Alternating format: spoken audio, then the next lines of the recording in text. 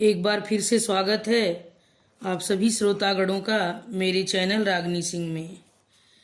आइए आज हम सभी लोगों की चहेती परम आदरणीय मालती जोशी जी की लिखी कहानी एक जमात गिद्धों की सुनते हैं। तो चलिए सुनते हैं कहानी एक जमात गिद्धों की। माँ पापा लौट आए हैं। खाना खाते हुए मैंने सूचना दी। अच्छा, इनकी ठंडी प्रतिक्रिया थी। चाचा को भी साथ लेते आए हैं। किस लिए?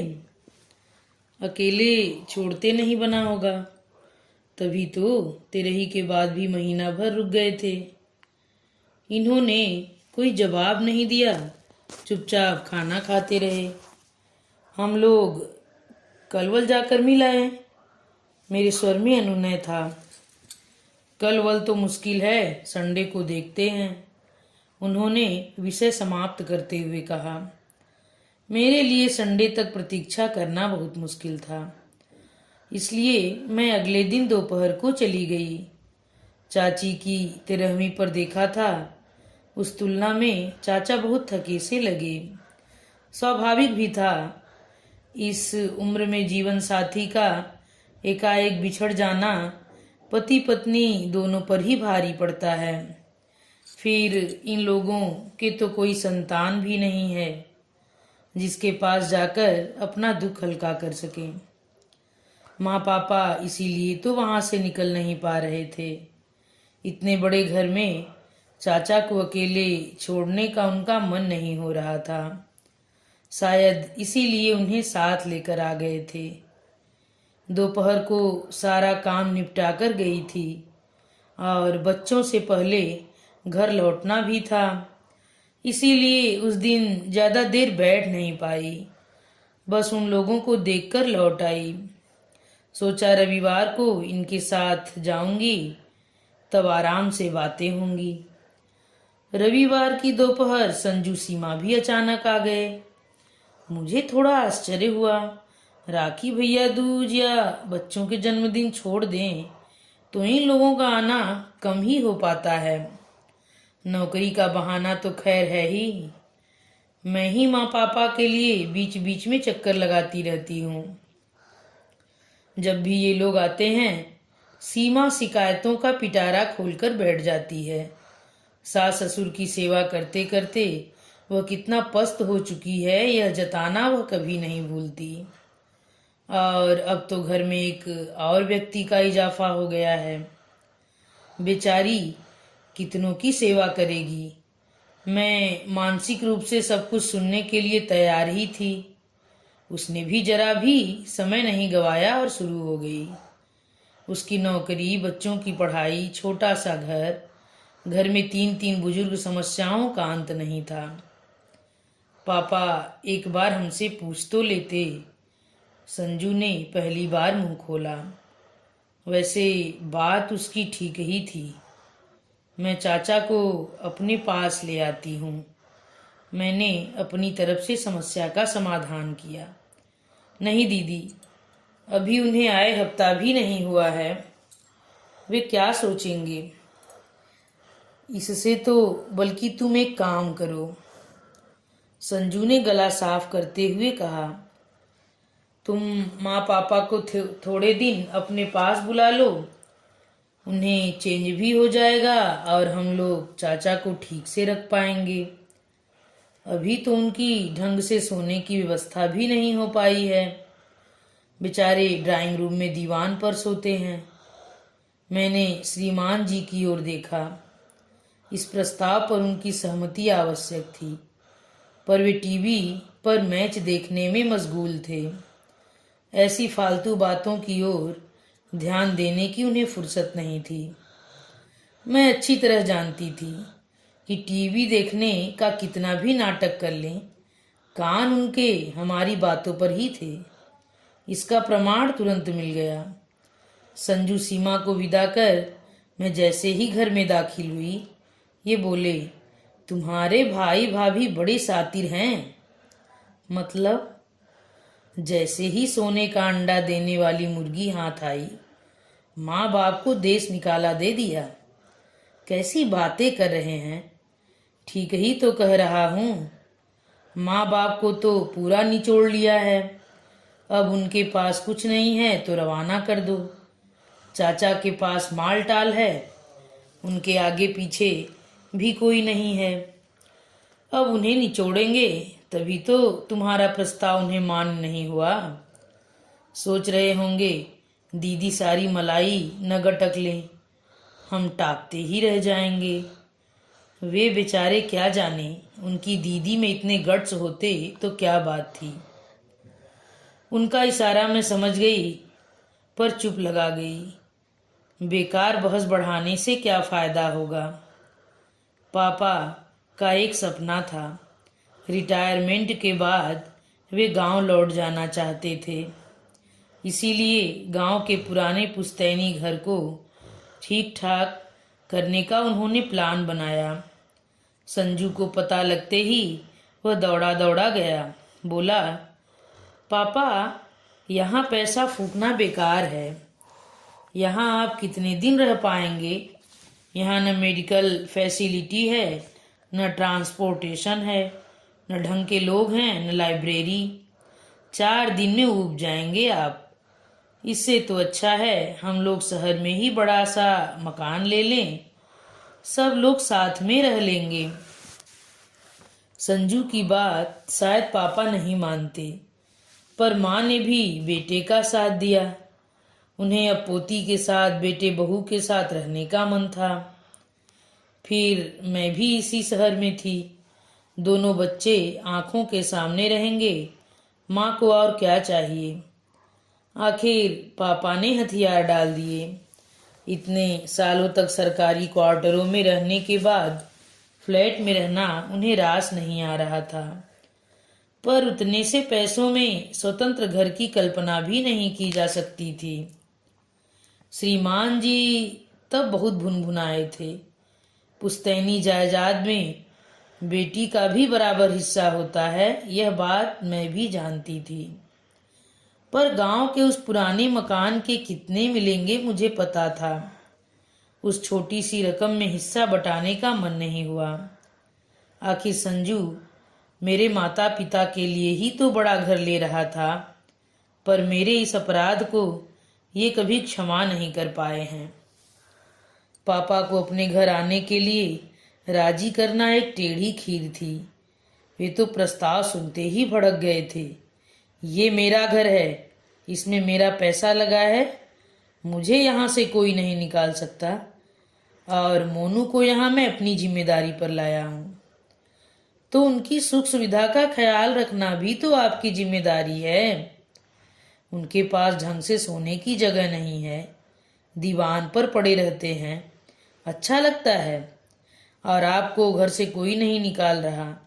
मैंने तो एक सजेशन दिया था, जरा सीमा का ख्याल कीजिए। बच्चों को देखना, 3 बुजुर्गों की सेवा करना, और ऊपर से नौकरी। तो नौकरी ही तो करती है, और क्या करती है, माँ बोली। दोनों वक्त की रसोई मैं देखती हूँ। सुबह नौकरी का बहाना है, शाम को बच्चों का होमवर्क है। बच्चों के टिफिन भरने से लेकर धोने तक का काम मैं करती हूँ, समझी। तो चलो ना, इसी बहाने तुम भी थोड़े दिन आराम कर लेना। यह प्रस्ताव लेकर मैं जानबूझकर दोपहर में गई थी। चाचा बाहर दीवान पर सो रहे थे, हम लोग कमरे में थे। लाख धीरे बात कर रहे थे, पर शायद उन्होंने सुन ही लिया। भीतर आकर बोले, मेरे यहाँ आने से इतनी प्रॉब्लम्स, इतनी असुविधा होगी, यह पता होता तो। प्रॉब्लम्स कोई नहीं है चाचा, न कोई असुविधा है, बल्कि आपको ठीक से सुविधा न देने के कारण संजू शर्मिंदा हो रहा है। मैं तो आपको अपने घर भी ले जा सकती हूँ। दोनों घर एक ही समझिए, जैसे यहाँ वैसे वहाँ। पर फिर संजू बहुत दुखी हो जाएगा कि घर छोटा होने के कारण आपको नहीं रख सका। इसलिए माँ पापा से कह रही थी, कुछ दिनों के लिए मेरे पास आकर रहिए, मुझे भी सेवा का अवसर दीजिए। मेरा भी मन करता है और आपका भी थोड़ा चेंज हो जाएगा, और एक ही शहर में तो हैं, मिलना जुलना होता ही रहेगा। पता नहीं कैसे क्या हुआ, पर एक दिन माँ पापा मेरे पास रहने आ गए। शायद बहू ने तेवर दिखाए होंगे या चाचा के सामने कलह क्लेश नहीं चाहते होंगे। वे लोग मेरे घर आ गए। मैंने गेस्ट रूम में उनके लिए सुसज्जित कर दिया। अपने बेडरूम वाला टीवी लाकर वहां लगा दिया। पापा की पसंद का अखबार चालू कर दिया। कुछ पत्रिकाएं कमरे में रखवा दी। अपनी शक्ति भर मैंने सब किया, पर देखा कि दोनों एकदम बुझ से गए हैं। माँ तो फिर भी थोड़ा हंस बोल लेती थी, पर पापा एकदम चुप हो गए थे। कमरे से बाहर ही नहीं निकलते थे। संजू के यहाँ थे तो सुबह शाम घूमने जाते थे।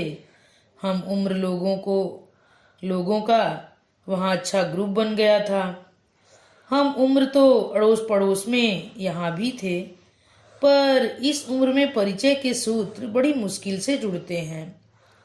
किसी वृक्ष को उखाड़कर दूसरी जगह लगाया जाए तो वह मुरझा जाता है। दिन का खाना मैं, पापा और माँ साथ खाते थे, पर रात में ये भी टेबल पर होते थे। उनकी उपस्थिति में पापा बहुत असहज महसूस करते थे। उन्हें कंफर्टेबल करने का उनके दामाद ने कभी प्रयास भी नहीं किया। फिर मैंने इसका तोड़ निकाला। मैंने उन दोनों को बच्चों के साथ खिलाना शुरू किया। कहा कि रात में जल्दी खा लेना ठीक होता है। खाने और सोने में कम से कम 2 घंटे का गैप होना चाहिए। 8वें चौथे दिन चाचा आ जाते तो पापा के चेहरे पर थोड़ी मुस्कान आ जाती। दोनों भाई देर तक बतियाते रहते। फिर माँ मुझसे फुसफुसाकर कहती, लाला को खाने के लिए रोक लेना, वहाँ पता नहीं क्या कैसे बनता होगा। चाचा ना नुकुर नहीं करते। हाँ, संजू के यहाँ फ़ोन जरूर कर देते। अगर दिन में आते तो खाकर ही आते, क्योंकि सीमा खाना सुबह ही बना कर जाती। फिर भी मेरे आग्रह पर एक आध रोटी खा लेते थे। खाना खाते हुए उनका शिकायतों का पिटारा भी खुल जाता। भाभी, बहू तो तुम्हारी गजब है, कल बड़े को मेरे बिस्तर में ही घुसा दिया। मैं फिर सीधा जाकर दीवान पर सो गया। सनी हम दोनों के पास ही सोता था न, माँ बताती। दरअसल संजू के पास 2 ही बेडरूम हैं, इसलिए एक बच्चा माँ पापा के पास सोता था, पर चाचा को इसकी आदत थोड़े ही है। कभी कहते, तुम्हारी बहू ने मुझे क्या मास्टर समझ लिया है? रोज रात को बच्चों को कॉपी किताब देकर भेज देती है। पहले होमवर्क वही करवाती थी न, अब रसोई में लगना पड़ता होगा तो समय नहीं मिलता होगा। रसोई तो वो जैसी बनाती है ठीक ही है। मैं तो हैरान हूँ, भाई साहब कैसे खा लेते थे। ये तो इतने मीन मेख वाले हैं। अंजलि तो घबराती थी। मेरे रहते तुम्हारे भाई साहब को किसी और के हाथ का खाना खाने की जरूरत ही नहीं पड़ती ना। शिकायतें दूसरे पक्ष से भी कम नहीं होती थी। दीदी, चाचा जी दोपहर को आपके यहाँ गए थे क्या? काम वाली ताला देखकर लौट गई। अब कपड़ों का और बर्तनों का ढेर पड़ा है मेरे लिए। दीदी, पता है, आज बच्चों को पड़ोस से चाबी लेकर दरवाजा खोलना पड़ा। दीदी, कल रात हम पिक्चर जा रहे थे। चाचा जी ने कहा बाहर से ताला डालकर जाना। मैं आधी रात को उठकर दरवाजा नहीं खोलूंगा। सुनकर मुझे बहुत मजा आता। देवी जी को माँ पापा की अहमियत का अब पता चलेगा। उनके भरोसे दोनों कितने निश्चिंत थे। न घर की फिक्र थी न बच्चों की। मैं सोच रही थी ब्रेकिंग पॉइंट बस आने ही वाला है। उससे पहले ही एक दिन चाचा सूटकेस सहित घर में दाखिल हुए। कहीं ये रहने तो नहीं आ गए। श्रीमान जी की प्रतिक्रिया की कल्पना से ही मुझे डर लगने लगा। पर चाचा ने मुझे ज्यादा देर तक पसोपेश में नहीं रखा। मुझसे 1 गिलास पानी मंगवाकर पिया और फिर माँ पापा के चरण छूकर बोले, कुछ दिनों के लिए घर जा रहा हूँ। एकदम कैसे? लौट कर बताता हूँ, उन्होंने कहा और बाहर खड़े ऑटो रिक्शा में जाकर बैठ गए। माँ की तो जान ही सूख गई। ये एकदम कहाँ चल दिए? किसी ने कुछ कह तो नहीं दिया? बड़े चाव से हम लोग उन्हें लेकर आए थे, पर अब खुद ही शरणार्थी बन गए हैं, क्या करें? माँ प्लीज अपने आप को शरणार्थी मत कहो। तुम कहीं सड़क पर नहीं पड़ी हो, अपनी बेटी के घर में हो जो तुम्हें आदर मान से लेकर आई है। और रही चाचा की बात, तो वो बोले हैं न कि लौट कर बताता हूँ, तो इसका मतलब है वे वापस आएंगे। घर बार एक बार देखने गए होंगे। उनके इस आकस्मिक प्रस्थान से संजू सीमा भी परेशान हो गए थे।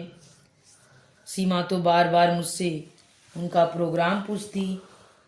जैसे जैसे दिन बीत रहे थे उसका धैर्य समाप्त होता जा रहा था।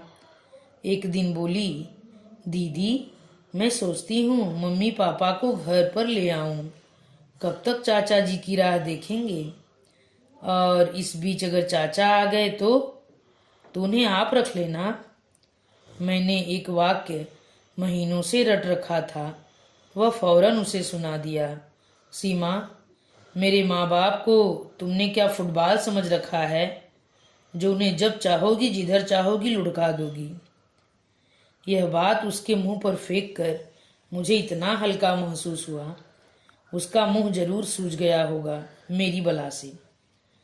एक दिन हमारी प्रतीक्षा का अंत हुआ। चाचा मिठाई का पैकेट लेकर पधारे। माँ पापा को प्रणाम करके मुझसे बोले, जमाई राजा घर में है न, बुलाओ भाई। दोनों को जोड़े से निमंत्रण दूंगा। ऑफिस से लौटकर ये फ्रेश होने गए थे। शायद उन्हें चाचा की बुलंद आवाज वहीं सुनाई दे गई थी। वॉशरूम से निकलते हुए बोले, तुम्हारे चाचा जी फिर से शादी वादी कर रहे हैं क्या? कैसी बातें कर रहे हैं? प्लीज जल्दी से कपड़े बदलकर बाहर आइए। जमाई राजा के ड्राइंग रूम में आते ही चाचा उठ खड़े हुए। नाटकीय ढंग से उन्होंने हम दोनों के हाथ में मिठाई का डिब्बा पकड़ाया और हाथ जोड़कर कहा, आपके शहर में एक छोटा सा आशियाना ले लिया है। रविवार की छोटी सी पूजा रख ली है ताकि गृह प्रवेश की रस्म भी हो जाए। तुम लोग और संजू का परिवार, बस इतने ही लोग रहेंगे। अभी बहुत लोगों को तो मैं जानता भी नहीं हूँ। हम लोगों को आश्चर्य तो हुआ, पर हमने बधाई देने में कोई कंजूसी नहीं की। चाय पीते हुए चाचा ने कहा, भाभी और भाई साहब को साथ लेकर जाता हूँ। सब कुछ इन्हीं को करना है, मुझे तो कुछ आता जाता नहीं है। और मैंने देखा भाई साहब और भाभी अपना अपना सूटकेस लेकर एकदम तैयार खड़े थे। शायद उन्हें पहले से सूचना मिल गई होगी। माँ पापा के जाते ही घर एकदम सूना हो गया। घर में दो प्राणी कम हो जाते हैं तो खालीपन तो व्यापता ही है। पर मेरे उदास होने का कारण यह था कि मैं जानती थी कि वे दोनों अब लौट कर यहाँ नहीं आएंगे। चाचा के अपने घर जाने के बाद संजू सीमा उन्हें घर ले जाएंगे। शहर के बाहर सीमेंट का जंगल उगाया था। उन्हीं कॉलोनियों में से एक में चाचा का नया फ्लैट 2 BHK सुंदर था। बाहर गैलरी भी, भीतर वॉशिंग स्पेस थी, वेट गैलरी थी। खास बात यह कि बिल्डिंग में लिफ्ट की सुविधा थी। चाचा अपने साथ पुराने सेवक को ले आए थे और गृहस्थी का सामान भी। माँ ने लखन के साथ मिलकर 2 दिन में घर ठीक से जमा दिया था। 2-3 बक्से अब भी खुलने को बाकी थे, पर जरूरत का सामान सब निकल आया था। माइक्रो से लेकर फ्रीज तक रसोई में हर चीज मौजूद थी। चाचा शायद जाने से पहले सारा इंतजाम कर गए थे, क्योंकि हर कमरे में AC लग गया था। हर बाथरूम में गीजर फिट था। पलंग भी नए लगे थे। माँ ने अपना वाला कमरा तो ऐसे जमा लिया था जैसे हमेशा यहीं रहना है। चाची बहुत शौकीन थी, उनकी पसंद भी बहुत ऊंची थी। उनकी क्रॉकरी, बर्तन, पर्दे, चादरें सब आला दर्जे के होते थे। सीमा हर चीज को छूकर उलट पलट कर देख रही थी, मन ही मन कीमत का अंदाजा लगा रही थी। पूजा अच्छे से संपन्न हो गई। खाना भी बहुत अच्छा था। बहुत दिनों बाद माँ का रसोई का एक छत्र राज मिला था। किसी का अंकुश नहीं था, इसलिए उन्होंने बहुत मन लगाकर खाना बनाया था। खाने के बाद हम सब हॉल में बैठकर गपशप कर रहे थे कि एकाएक सीमा ने पूछा, मम्मी जी, ये सब समेटने में आपको एक आध दिन तो लग ही जाएगा ना?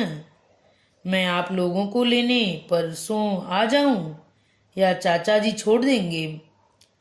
ये लोग अब कहीं नहीं जाएंगे, चाचा ने निर्णायक स्वर में कहा। हम तीनों बूढ़े प्राणी यही रहेंगे और ये चौथा बूढ़ा लखन लाल हमारी सेवा करेगा। क्षण भर को हाल में चुप्पी छा गई। यह प्रस्ताव हम सबके लिए एकदम अप्रत्याशित था। बड़ी देर बाद संजू की आवाज निकली, चाचा ये अचानक? अचानक नहीं बेटे, बहुत दिनों से प्लानिंग कर रहा था। भाई साहब की इच्छा थी कि मैं अब उन लोगों के साथ रहूं। मुझे भी यह प्रस्ताव अच्छा लगा था, इसलिए मैं उनके साथ चला आया। पर यहाँ आकर देखा कि किसी भी घर में हम तीनों एक साथ नहीं रह सकते, इसलिए अलग आशियाना बना लिया। सीमा एकदम बोल उठी, इससे तो अच्छा था चाचा जी, आप हमें एक बड़ा सा घर दिलवा देते, फिर सब लोग आराम से साथ रह लेते। नहीं बेटा, इतने दिनों में मैं एक बात अच्छी तरह जान गया हूँ कि मैं हर कहीं एडजस्ट नहीं हो सकता। मेरी आदतें बिगड़ चुकी हैं। घर में सबसे छोटा था, इसलिए पहले तो माँ ने खूब लाड किया, फिर भाभी आई तो उन्होंने भी मेरे नखरे उठाए। रही सही कसर तुम्हारी चाची ने पूरी कर दी। बच्चे थे नहीं तो सारा प्यार दुलार मुझ पर ही उड़ेल दिया, बिल्कुल बर्बाद कर दिया मुझे। अब इस उम्र में अपने आप को बदलना नामुमकिन है, इसलिए मैं यहीं ठीक हूँ और तुम इसे भी अपना ही घर समझो। समझ लो कि उस घर का एक्सटेंशन है ये। बच्चों को जब भी दादा दादी या नाना नानी की याद आए, वे यहाँ बेखटके आ सकते हैं। और अनु, चाचा मेरी ओर मुखातिब हुए, तुम्हें जब भी पीहर जाने का मन हो यहीं चली आना। मतलब मम्मी अब हमारे पास नहीं रहेंगी?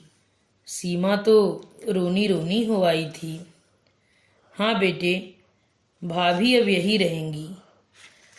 जिंदगी भर खटती रही हैं, उन्हें अब आराम की जरूरत है।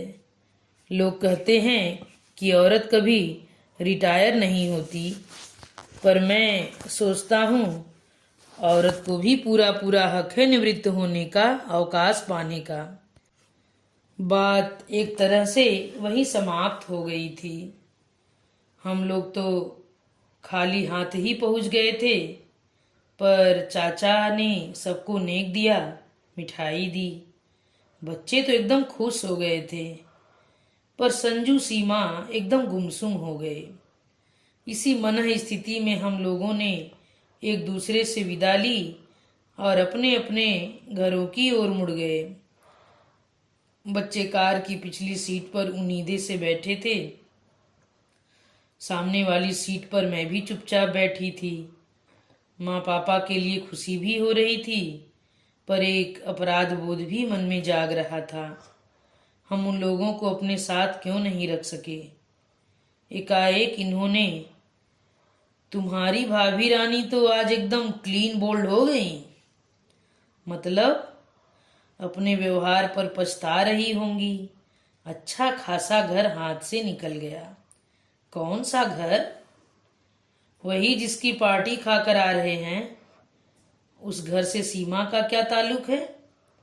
ताल्लुक है मैडम। अब सोचो, चाचा जी ये घर अपने साथ तो नहीं लेकर जाएंगे ना, किसी न किसी को नामजद करेंगे ही, और पहला हक संजू लोगों का ही बनता है। पर सीमा रानी ने चांस गवा दिया। काश चाचा जी से थोड़ा ढंग से पेश आई होती। बस भी कीजिए, मैंने खींचकर कहा। आज ही बेचारों ने गृह प्रवेश की पूजा करवाई है और आप उनके जाने की तारीख निकाल रहे हैं। मैं तारीख निकलवाने वाला कौन होता हूँ?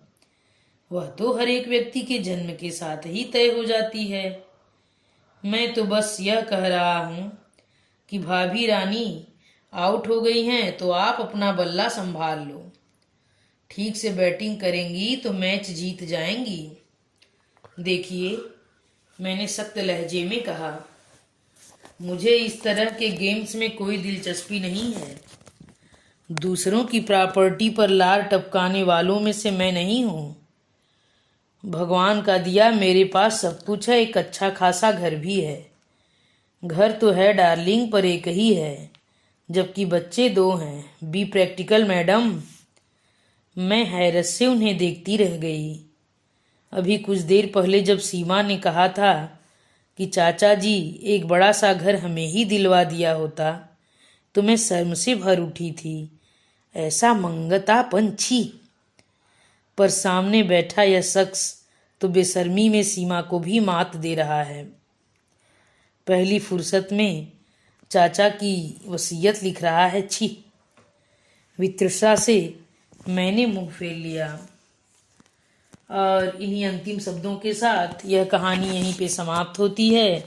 कहानी सुनने के लिए आप सभी श्रोतागणों का बहुत धन्यवाद। और एक निवेदन कि अगर यह कहानी आप लोगों को पसंद आए तो प्लीज़ मेरे चैनल को सब्सक्राइब, वीडियो को लाइक करना मत भूलिएगा। धन्यवाद।